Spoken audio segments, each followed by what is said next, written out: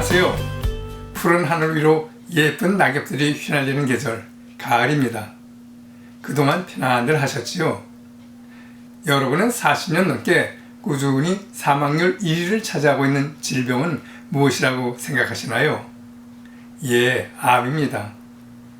오랜 동안 선진 각국에서는 해마다 적지 않은 비용을 들여가며 암 연구가 진행되어져 왔고, 최첨단 과학 지식을 총동원하여 많은 전문가들에 의해 갖가지 치료 방법들이 소개되었으며 지금도 꾸준히 개발되고 있지요. 항암제 역시 많은 제품들이 생산되고 사용되어 왔으며, 특히 최근에는 면역 항암제와 표적 항암제와 같은 치료 효과가 높고 부작용은 현저히 감소되었다고 여러 매체를 통해 홍보하고 있는 항암제들을 처방받아 사용하고 있는데도 말입니다. 우리나라의 경우를 보더라도 대학병원을 비롯하여 암 전문 병원의 암병동은 해마다 빠른 증가 추세를 보이고 있으며, 전문 요양병원 역시 곳곳에 세워지고 있지만 암 환우 수의 증가는 물론 사망률 역시 40여년 내내 줄곧 1위를 차지하고 있습니다. 특히 해마다 꾸준히 증가하고 있는 암 발생률은 80세까지 생존한다고 가정할 때 국민 3사람 중 1사람은 암 환우가 된다는 상황에까지 이르게 되었지요. 암의 조기 발견에 따른 치료 과정에서 나타나는 환우와 가족들에게 부담되어지는 육신의 고통과 마음의 고통은 물론 적지 않은 액수의 치료비로 인한 경제적 부담은 개인뿐만 아니라 국가 재정에 있어서도 큰 부담이 되어 가고 있다고 생각됩니다. 이를 개선하기 위해서는 먼저 국민 한 사람 한 사람이 현명해져야 할 것 같네요. 국민들이 현명해지게 되면 환우와 가족들에게 부담되어지는 경제적 부담은 물론 해마다 가파르게 상승세를 보이고 있는 의료보험료와 함께 의료비로 지출되는 국가 예산도 상당히 줄어들게 되어 여러 면에서 긍정적인 효과가 나타날 것으로 기대됩니다. 그러므로 먼저 우리 모두가 지금까지 알고 있던 암에 대한 막연한 고정관념에서 벗어나 암에 대해 지혜의 눈을 가지고 살펴보아야 할 것 같습니다.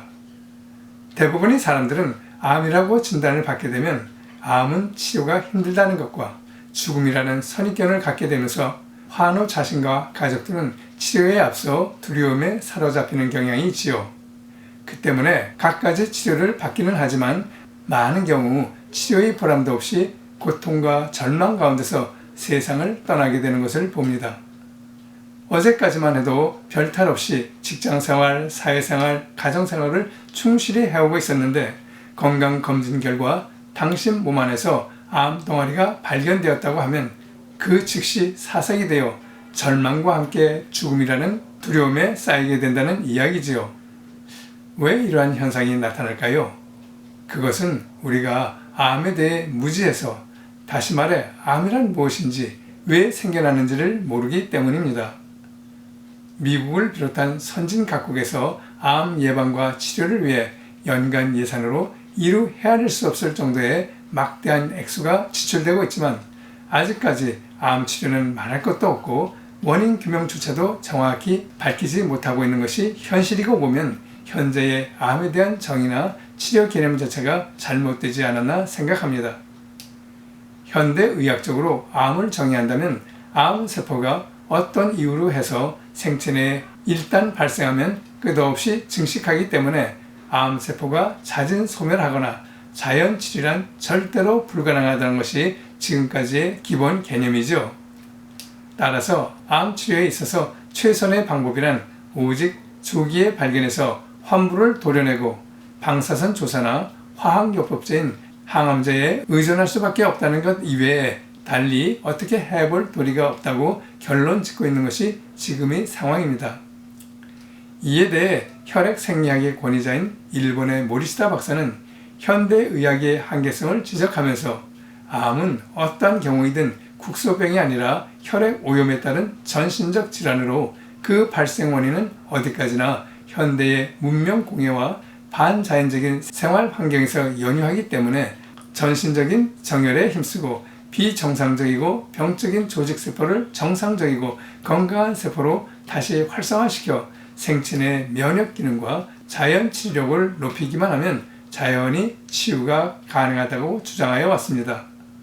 수많은 학자들에 의해 현대의 최첨단 과학 지식과 장비를 총동원하여 암 연구에 몰두하여 왔음에도 불구하고 자연적이지 못한 생활 조건과 잘못된 영양 개념, 그리고 각종 화학물질과 공해로 오염된 환경에서 생활하는 현대인들에게 암 발생이 급증하고 있음은 모르시다 박사의 주장에 상당한 일리가 있음을 말해준다고 하겠습니다.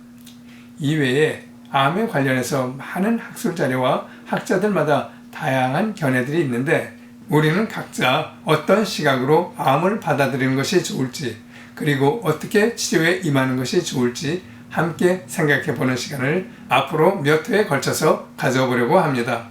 끝까지 시청해 주셔서 감사합니다.